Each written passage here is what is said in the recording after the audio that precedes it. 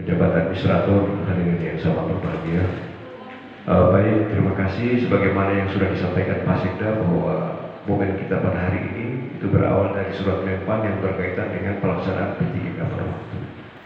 Namun pada kesempatan ini mungkin kami akan mencoba mereview supaya kita mendapatkan kesamaan persepsi bagaimana sebenarnya perjalanan konsep P3K pada waktu ini. Jadi secara garis besar P3K atau konsep P3K pada waktu ini itu lahir pada saat ketika pemerintah pusat menelurkan program bagaimana menyelesaikan persoalan honorer seluruh Indonesia. Program keempat itu diharapkan sudah selesai.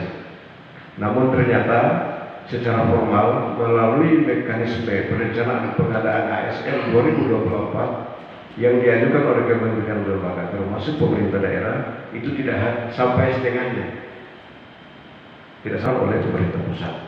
Maka lahirlah konsep P3K pada waktu ini. Itu bermula pada surat tanggal bulan barangkali.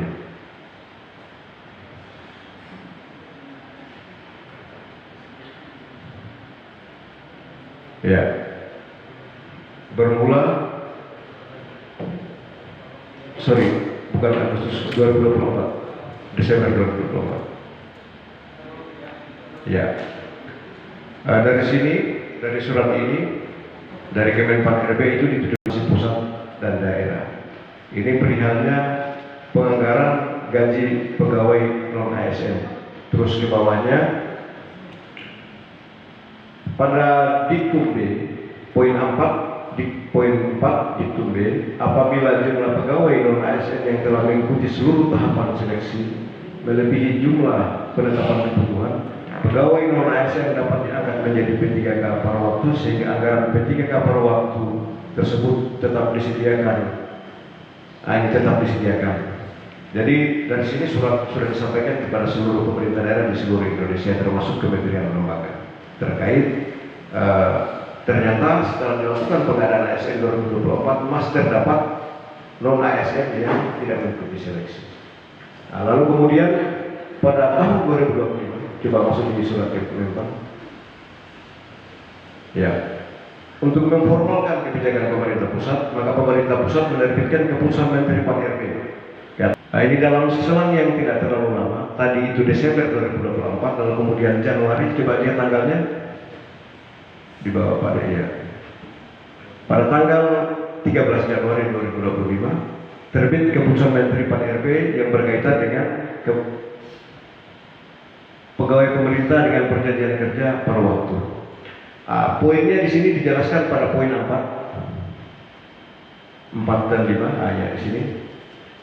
Dasar pengadaan pada poin 4, pengadaan P3K pada waktu dilakukan berdasarkan hasil seleksi ASN 2024. Pertanyaan ASN 2024 itu yang mana saja? Yaitu ada dua, yaitu CPNS dan P3K. Lalu kemudian pada diktum kelima dijelaskan ini hubungannya dengan per waktu. Pengadaan P3K per waktu dilaksanakan bagi pegawai non ASN yang terdaftar dalam pangkalan database. Pegawai non ASN Badan Kepegawaian Negara PKN dengan ketentuan sebagai berikut. Jadi muncul lagi definisi database.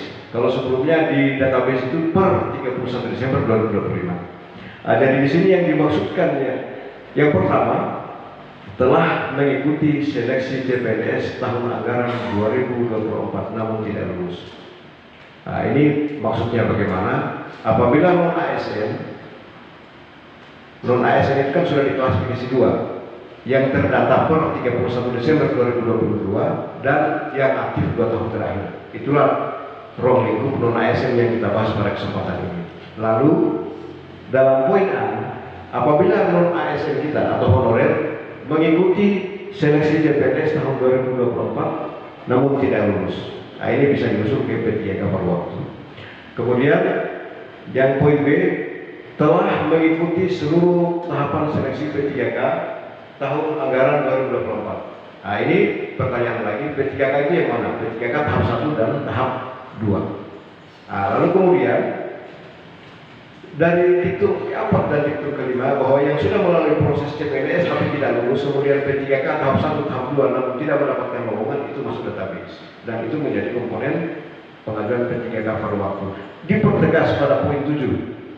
Dipertegas pada poin 7, pengadaan P3K paruh waktu dilaksanakan dengan tahapan sebagai berikut. Bla bla bla.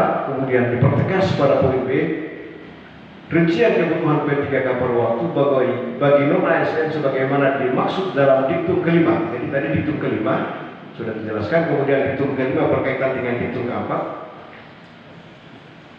Di dalam Kepmenpan RB ini nomor 16 ini menjelaskan bahwa wajib diusulkan seluruhnya oleh BPK.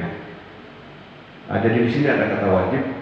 Barangkali pada kesempatan ini untuk bisa kita memahami bagaimana situasinya P3K ini, P3K paruh waktu ini. Nah, selanjutnya setelah tidak cukup sampai pada terbitnya Kepmenpan 16, lanjut lagi pemerintah pusat mengeluarkan surat pada bulan Januari, ya. Tadi tanggal 13 dipertegas lagi pada tanggal 16 Januari 2025. Kementerian Dalam Negeri menindaklanjuti Kepmenpan RB tadi. Jadi ini Kemendagri yang menindaklanjuti, mempertegas. Ini yang berkaitan dengan lebih tegas lagi, yang berkaitan dengan penganggaran gaji pegawai pemerintah dengan perjanjian kerja paruh waktu serta dasar pemutakhiran, klasifikasi, kodifikasi dan nomenklatur tadi sebagaimana yang sudah diberikan pengantar oleh Pak Sekda. Nah, di sini oleh Kemendagri dalam usul anggaran kita yang bagaimana? Di dalam surat ini sudah dipertegas bagaimana teknisnya dan seterusnya. Jadi sudah ada petunjuknya pengaturan penganggaran